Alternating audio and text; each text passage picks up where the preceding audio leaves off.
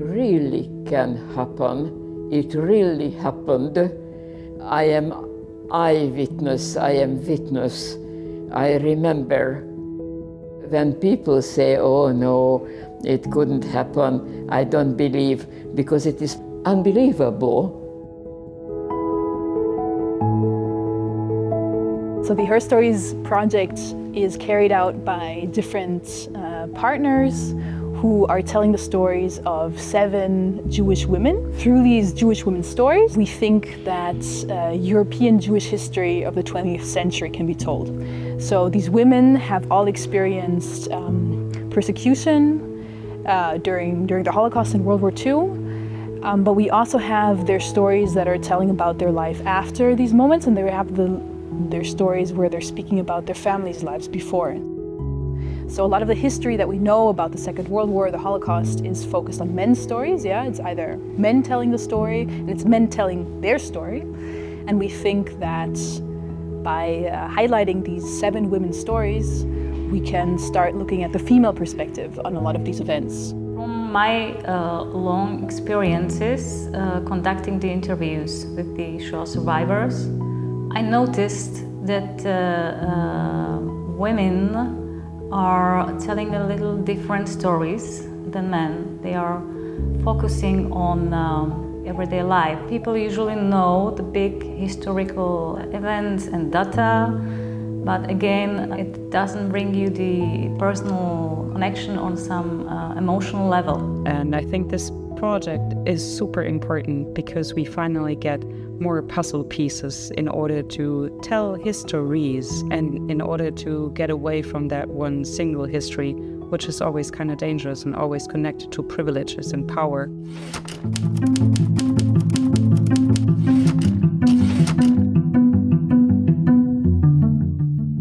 So this seminar is focusing on her stories.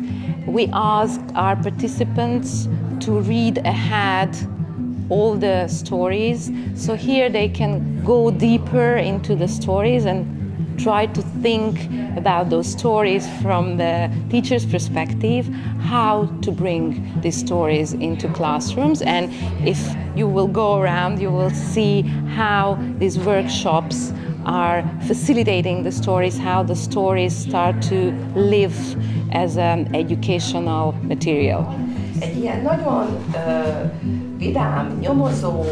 So I had a workshop and I showed my colleagues different kind of activities based on Lisa Pinha's life, and we had a t-shirt and write different kind of quotes to that t-shirt because Lisa, after the Second World War, sewed a nice blouse with different kind of quotes.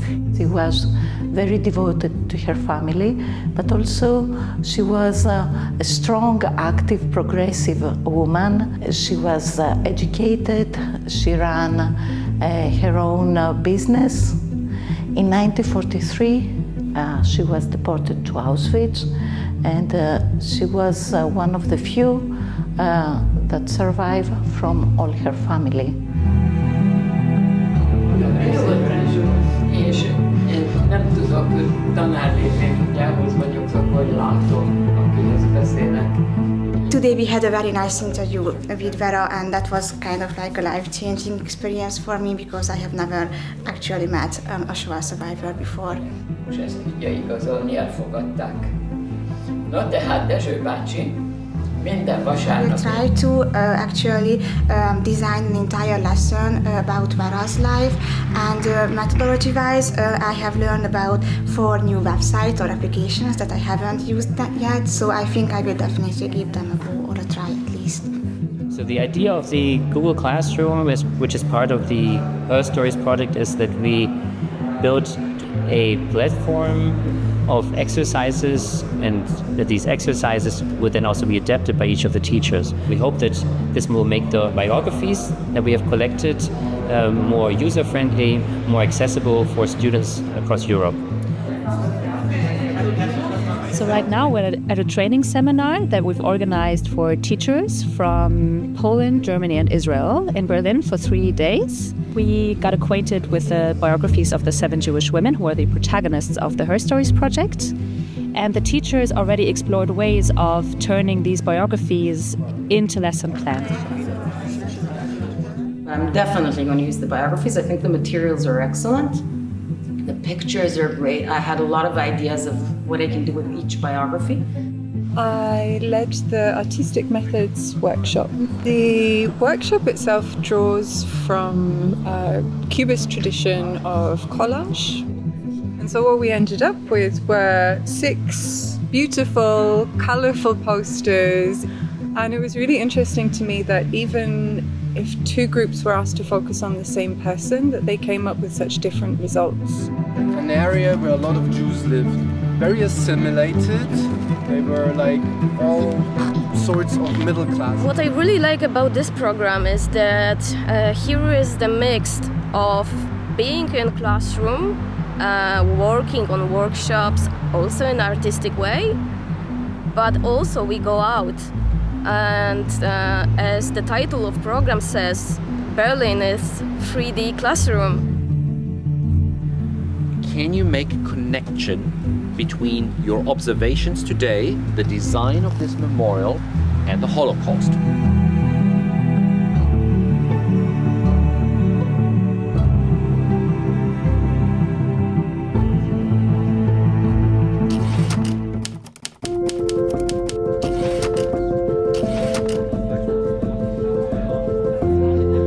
We at Centropa work with personal stories because we believe that personal stories bring history closer to our audience. Yes, I think the personal stories are the only way to actually make it closer to the kids today.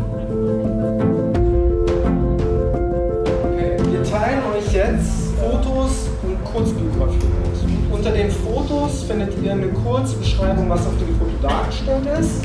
Und die Idee ist, mal zu sagen, euch vorstellt, dass ihr sowas wie Influencer quasi seid und euch überlegt, wie ihr die Person quasi bekannt macht.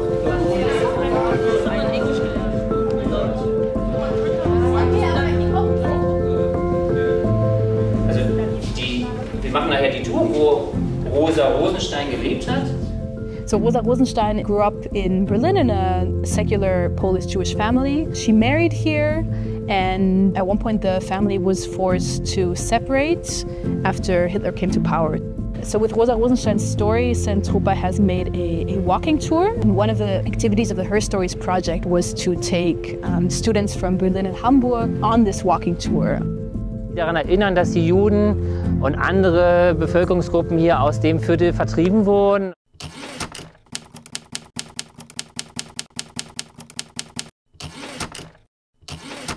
We launched an announcement on youth competition.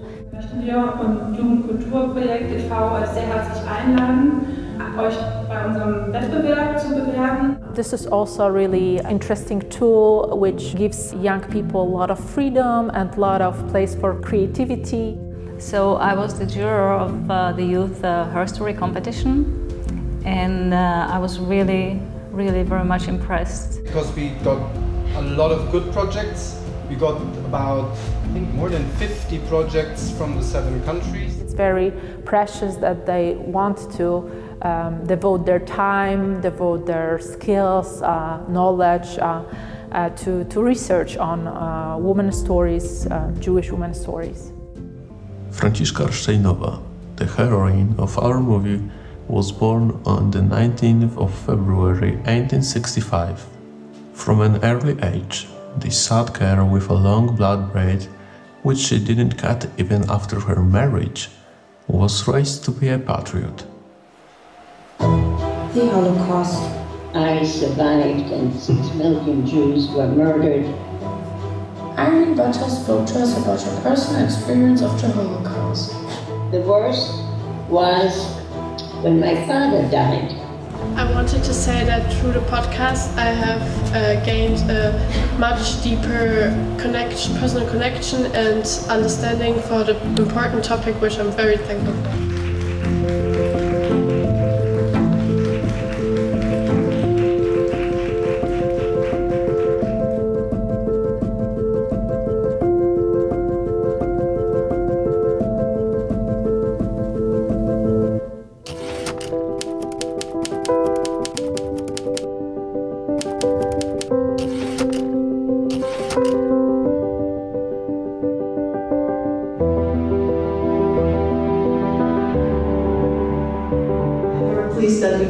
at the opening of the exhibition HerStories.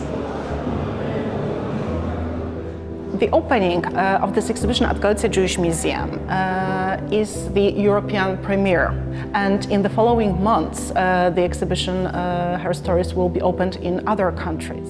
Les voy a presentar un poco qué es el proyecto, qué es esta institución Mozaika. It was really amazing seeing the place really packed with people. So we had a special guest, which was Dori. She's the daughter of Rosel Heilbrunner, and she explained a little bit about her journey finding the history of her mother. Rosel, she escaped from Germany and came to Barcelona. She got married in Barcelona with another Jew, and they decided that the best option for them to have a good life was to convert to Christianity.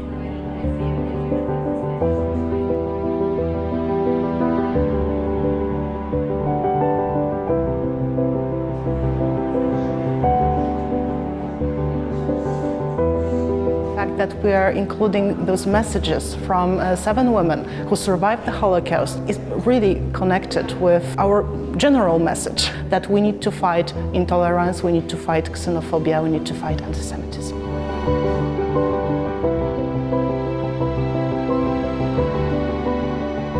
Through these projects, we support the important and significant role of women talking about the past, from their personal stories, but also contributing to the remembrance of such important events that happened in history, reminding us that they should never happen again.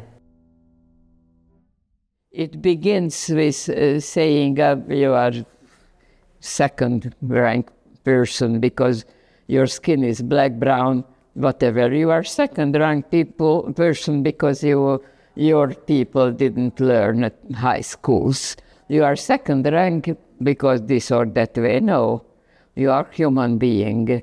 And they say you are from that race. Oh, that does not exist. Humanity is the race. And everybody is a member of the same race. And if you are a member of the same race, that means your dignity is equal. Everybody's dignity and right is the same. And I am ready to differentiate only 2 kinds of people, honest and dishonest.